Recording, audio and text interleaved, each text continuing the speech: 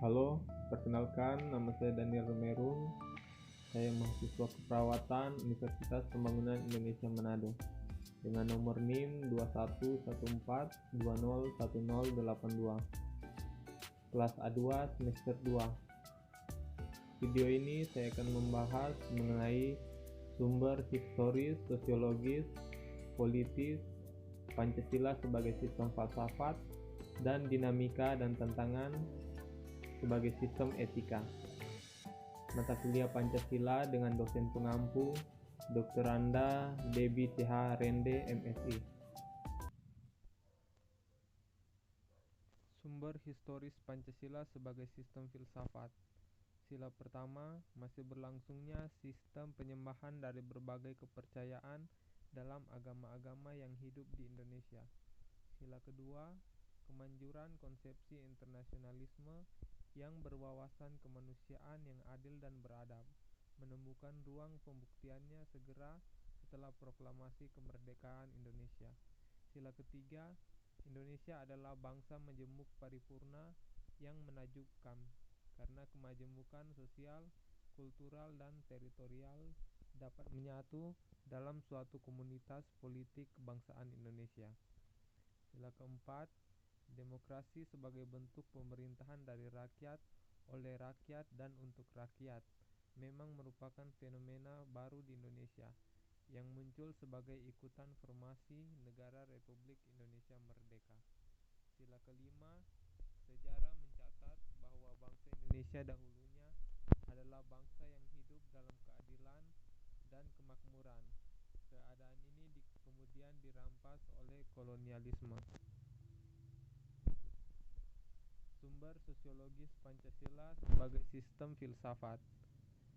Kelompok pertama, masyarakat awam yang memahami Pancasila sebagai sistem filsafat yang sudah dikenal masyarakat Indonesia dalam bentuk pandangan hidup, way of life yang terdapat dalam agama, adat istiadat, dan budaya berbagai suku bangsa di Indonesia. Kelompok kedua, masyarakat ilmiah akademis yang memahami Pancasila sebagai sistem filsafat dengan teori-teori yang bersifat akademis. Pancasila sebagai sistem filsafat menurut Notonagoro merupakan satu kesatuan utuh yang tidak dapat dipisah-pisahkan. Artinya, sila-sila Pancasila merupakan suatu kesatuan utuh yang saling terkait dan saling berhubungan secara koheren. Sumber politis Pancasila sebagai sistem filsafat. Kelompok pertama meliputi wacana politis tentang Pancasila sebagai sistem filsafat pada sidang BPUPKI, sidang PPKI, dan kuliah umum Soekarno antara tahun 1958 dan 1959 tentang pembahasan sila-sila Pancasila secara filosofis. Kelompok kedua mencakup berbagai argumen politis tentang Pancasila sebagai sistem filsafat yang disuarakan kembali di era reformasi dalam pidato politik Habibie 1 Juni 2011. Wacana politis tentang Pancasila sebagai sistem filsafat mengemukakan ketika Soekarno melontarkan konsep filosofis Groundslag, dasar filsafat negara. Artinya, kedudukan Pancasila diletakkan sebagai dasar kerohanian bagi penyelenggaraan kehidupan bernegara di Indonesia. Sumber dinamika Pancasila sebagai sistem etika. Beberapa argumen tentang dinamika Pancasila sebagai sistem etika dalam penyelenggaraan pemerintahan di Indonesia dapat diuraikan sebagai berikut. Pada zaman Orde Lama, pemilu diselenggarakan dengan semangat demokrasi yang diikuti banyak partai politik, yaitu Partai Nasional Indonesia atau PNI, Partai Muslimin Indonesia Parmusi, Partai Nahdlatul Ulama PNU, dan Partai Komunis Indonesia atau PKI. Tidak dapat dikatakan bahwa pemerintahan di zaman Orde Lama mengikuti sistem etika Pancasila. Bahkan ada tudingan dari pihak Orde Baru bahwa pemilihan pada zaman Orde Lama dianggap terlalu liberal. karena pemerintahan Soekarno menganut sistem demokrasi terpimpin yang cenderung otoriter. Pada zaman Orde Baru, sistem etika Pancasila diletakkan dalam bentuk penataran P4. Pada zaman Orde Baru itu pula, muncul konsep manusia Indonesia seutuhnya sebagai cerminan manusia berperilaku dan berakhlak mulia, sesuai dengan nilai-nilai Pancasila.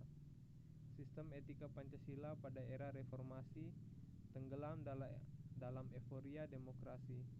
Namun seiring dengan perjalanan waktu, disadari bahwa demokrasi tanpa dilandasi sistem etika politik akan menjurus pada penyalahgunaan kekuasaan. Tantangan Pancasila sebagai sistem etika. Tantangan terhadap sistem etika Pancasila pada zaman Orde Lama berupa sikap otoriter dalam pemerintahan, sebagaimana yang tercermin dalam penyelenggaraan negara yang menerapkan sistem demokrasi terpimpin. Hal tersebut tidak sesuai dengan sistem etika Pancasila yang lebih menonjolkan semangat musyawarah untuk mufakat. Tantangan terhadap sistem etika Pancasila pada zaman Orde Baru terkait dengan masalah NKK atau nepotisme, kolusi, dan korupsi yang merugikan penyelenggaraan negara. Hal tersebut tidak sesuai dengan keadilan sosial karena nepotisme, kolusi, dan korupsi hanya menguntungkan segelintir orang atau kelompok tertentu. Tantangan terhadap sistem etika Pancasila pada era reformasi berupa euforia kebebasan berpolitik sehingga mengabaikan nilai-nilai moral. Sekian dan terima kasih. Jadi, itulah pembahasan mengenai sumber historis, sosiologis, dan politis sebagai sistem filsafat dan dinamika serta tantangan sebagai sistem etika. Dan saat ini saya mengajak kepada kita untuk sama-sama bergabung di Universitas Pembangunan Indonesia Manado. Berikut ini videonya.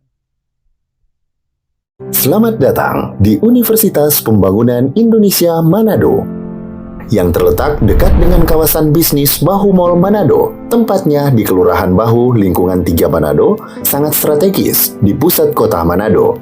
Dibangun di atas lahan seluas 2,5 hektar, Universitas Pembangunan Indonesia Manado berdiri megah dengan ruangan 7 lantai, terdiri dari ruangan kelas, ruangan kantor, perpustakaan, laboratorium komputer, laboratorium keperawatan, pengadilan semu, dan laboratorium bahasa, kantin, serta rooftop di lantai atas.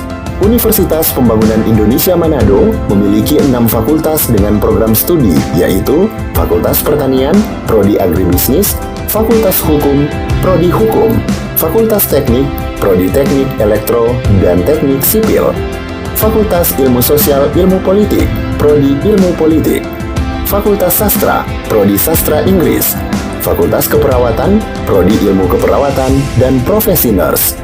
Didukung oleh sumber daya manusia yang berkompeten dan tersertifikasi, Universitas Pembangunan Indonesia Manado memiliki dosen dan tenaga kependidikan dengan latar belakang S2 dan S3 lulusan dalam dan luar negeri. Proses belajar mengajar dilaksanakan dengan teknologi informasi merujuk perkembangan dunia modern saat ini, dilakukan dengan sistem e-learning dan sistem ujian online atau ULAIN. Hasil tracer student Universitas Pembangunan Indonesia Manado dan fakultas menyebutkan lulusan UNPI sudah tersebar di dalam dan luar negeri.